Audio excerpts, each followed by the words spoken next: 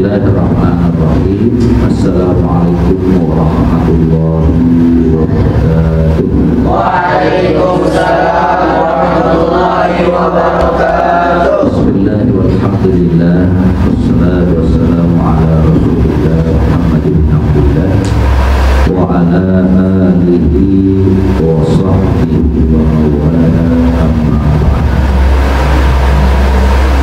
Pertama-tama marilah kita panjatkan puja-puji syukur kita kehadirat Allah Subhanahu wa taala atas berbagai macam karunia dan kenikmatan yang Allah berikan kepada kita, sehingga alhamdulillah sampai detik saat ini berbagai macam aktivitas kehidupan kita sehari-hari dapat kita jalani dengan sebaik-baiknya.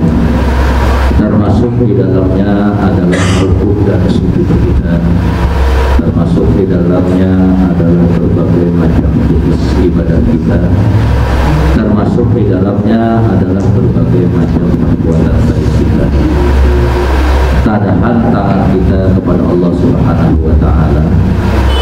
Mudah-mudahan segala amal ibadah yang telah kita lakukan, kebaikan-kebaikan yang telah kita kerjakan, kesemuanya kelak di akhirat kita akan menerima ganjaran dan balasan pahala dari Allah Subhanahu wa taala. Allahumma shalli ala sayyidina Muhammad. Salawat dan salam kita sampaikan, kita hadiahkan kepada junjungan kita Nabi besar Muhammad sallallahu alaihi wasallam. Kita sering mendengar nama Luqmanul Hakim. Di dalam Al-Quran juga Allah banyak menceritakan tentang kehidupan Luqmanul Hakim. Beliau adalah hamba yang sangat amat tunduk kepada Allah Subhanahu wa taala. Nah, sebelum beliau terkenal dengan ibadahnya, Luqmanul Hakim ini adalah seorang budak, seorang hamba sahaya. Dan kita tahu bahwasanya seorang budak, seorang hamba sahaya, dia itu kehidupannya harus tunduk dan taat serta patuh kepada majikannya. Jadi sebelum seorang budak, sebelum seorang hamba sahaya mendapat kebebasan, maka budak atau hamba sahaya ini dia harus melaksanakan apa saja yang diperintahkan oleh majikannya. Kenapa demikian? Karena hamba sahaya ini pada awalnya dulu adalah orang-orang yang diperjualbelikan. Jadi ketika seseorang sudah dibeli dengan majikannya, dia bernama julukannya budak, bernama julukan hamba sahaya, dan dia harus tunduk dan patuh kepada majikannya. Nah, satu ketika sang majikan dari Luqmanul Hakim ini memanggil Luqmanul Hakim, lalu memerintahkan kepada Luqmanul Hakim dengan ucapan, ya ulam, izbah lana hadhihi syat wa tini bi atyabi mudghataini minha. Wahai anak muda, kata sang majikan kepada Luqmanul Hakim, izbah lana hadhihi syat, coba kamu potong, coba kamu sembelih kambing ini. Watini bi atyabi mudghataini minha, lalu berikan kepadaku bi atyabi mudghataini minha, dengan dua bagian daging yang terbaik dari seekor kambing ini. Nah, karena Luqmanul Hakim ini hanyalah seorang hamba sahaya, karena Luqmanul Hakim ini hanyalah seorang budak, maka ia pun melaksanakan menuruti perintah sang majikan. Akhirnya kambing itu pun disembelih oleh Luqmanul Hakim. Nah, setelah beliau sembelih, kambing ini pun dikuliti, kambing ini pun disiangi. Setelah kambing ini selesai disiangin, selesai dikuliti, maka Luqmanul Hakim pun mengambil 2 bagian daging yang terbaik. Faja'a bil qalbi wal lisan, yang diambil oleh Luqmanul Hakim, karena menurut Luqmanul Hakim 2 bagian yang terbaik dari bagian daging kambing ini yang diambil oleh beliau adalah al-qalbu wal lisan. Yang diambil oleh Luqman adalah hati dan lisan. Jadi seekor kambing disembelih oleh Luqmanul Hakim, dikuliti, disiangi, dibelah semuanya. Kemudian oleh Luqmanul Hakim, yang diambil oleh Luqmanul Hakim itu tidak semuanya. Yang diambil itu hanyalah hati dengan lisan, dengan lidah. Jadi hati kambing yang diambil dan lidah kambing. Nah, setelah dipisahkan lidah dan hati ini, maka lidah dan hati ini pun diserahkan kepada sang majikan. Kata Luqmanul Hakim, Tuan, inilah daging yang terbaik di antara daging yang ada di seekor kambing. Jadi tidak diberikannya tulang iga, tidak diberikannya paha dan lain-lain, tapi oleh Luqmanul Hakim yang diberikan kepada majikannya adalah al-qalbu wal lisan, hati dan lidah. Kemudian oleh sang majikan dipanggil lagi Luqmanul Hakim ini. Kata sang majikan, izbah lana hazihi syat wa'ati bi ahbasi mudghataini minha. Wahai anak muda, sekarang kau ambil lagi 1 ekor kambing, sembelih lagi itu kambing, lalu berikan kepadaku bukan lagi daging yang terbaik, tetapi berikanlah kepadaku daging yang paling jelek di antara daging yang ada di seekor kambing. Lalu oleh Luqmanul Hakim diambillah seekor kambing, dan kambing itu pun disembelih lagi. Setelah disembelih, kemudian dikuliti, disiangi, dibedah. Lalu apa yang diambil lagi oleh Luqmanul Hakim? Faja'a bil lisani wal qalbi. Lagi-lagi yang diambil daging yang terburuk dari bagian kambing itu adalah al-lisan wal qalbi, lidah kambing dan hati kambing.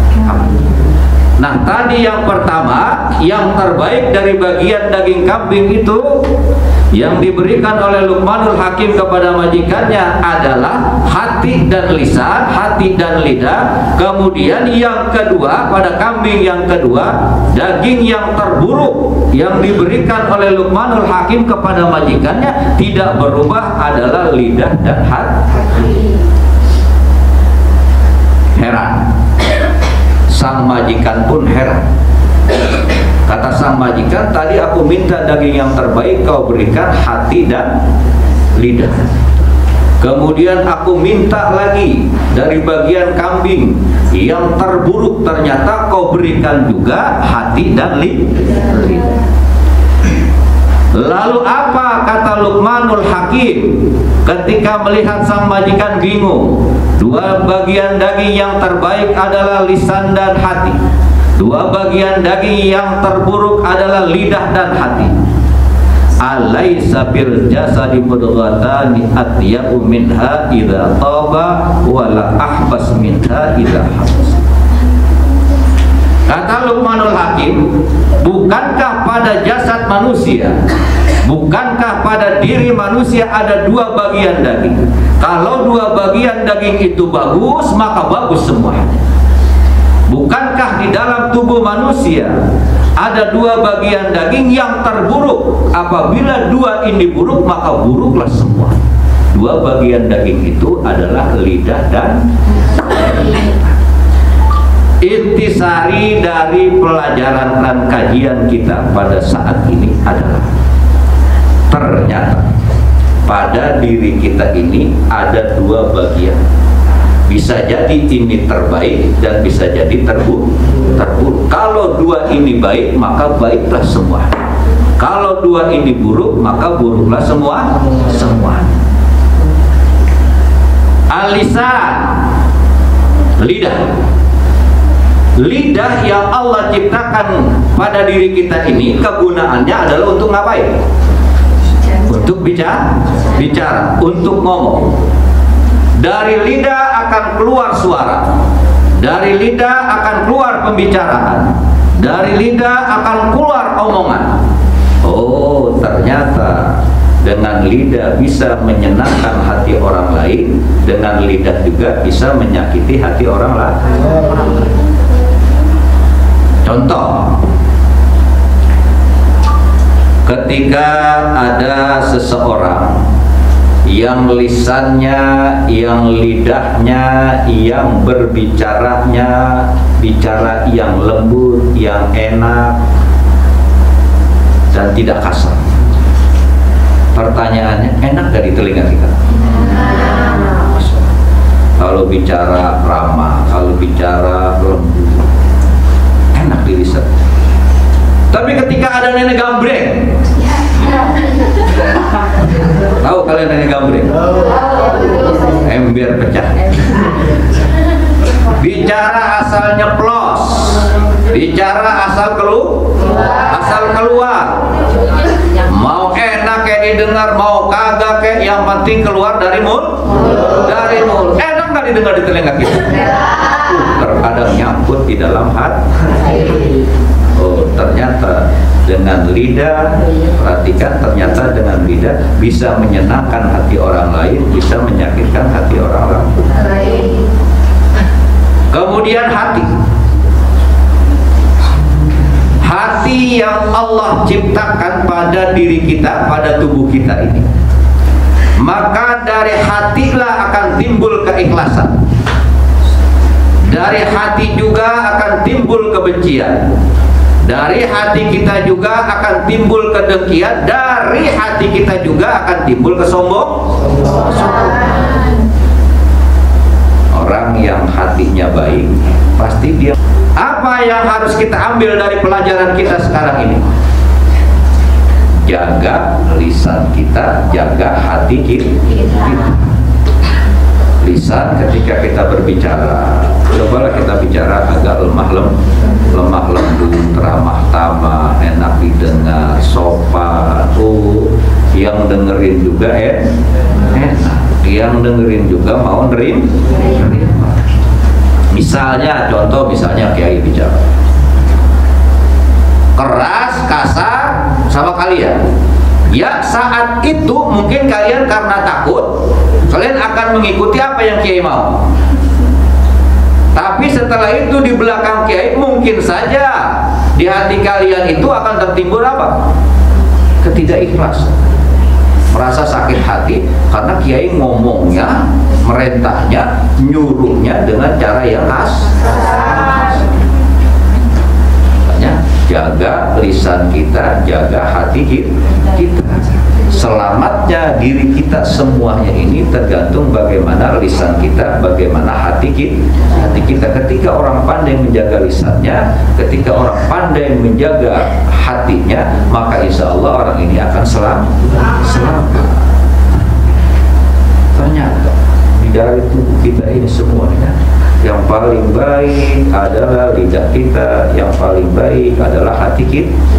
Ternyata dari seluruh tubuh kita ini, yang paling jelek itu adalah lidah kita, yang paling jelek juga apa kita? Hati. Jadi dari hati dan lidah kita bisa menjadi baik, dengan hati dan lidah kita juga bisa menjadi tidak baik. Maka jaga dan pelihara lisan kita, jaga dan pelihara hati kita, jaga dan pelihara omongan kita. Jangan sampai di kemudian hari omongan kita ini menjadi catatan hitam dalam kehidupan seseorang. Misalnya contoh umi-umiana namanya ya.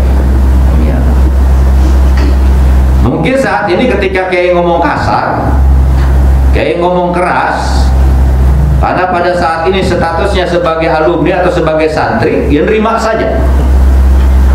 Karena ada rasa takut. Tapi setelah itu akan timbul entah itu dendamnya, entah itu catatan hitamnya, entah dalam hatinya selalu amit-amit. Gue mendengar omongan kayak gitu. Maka jaga dan pelihara apa? Hati kita, jaga dan pelihara lisan kita. Omongan jangan nyakitin hati orang lain. Dan di hati kita ini juga, hati kita nih, ini Allah ciptakan untuk menetralisir. Karena di dalamnya ada kebencian, di dalamnya ada kesombongan, di dalamnya ada sifat iri, di dalamnya ada sifat dengki, di dalamnya juga ada sifat ikhlas. Nah, berbuatlah sesuatu yang baik itu dengan dasaran yang ikhlas. Berbicaralah lewat lisan lidah kita ini, berbicara yang menyenangkan hati orang lain. Dan mudah-mudahan kita semuanya pandai menjaga lisan kita, pandai menjaga hati kita, agar kita tidak menyakitkan hati orang lain. Selamatnya lisan dan lidah kita, selamatnya lisan dan hati kita menunjukkan akan selamatnya jiwa kita. Wassalamualaikum warahmatullahi wabarakatuh.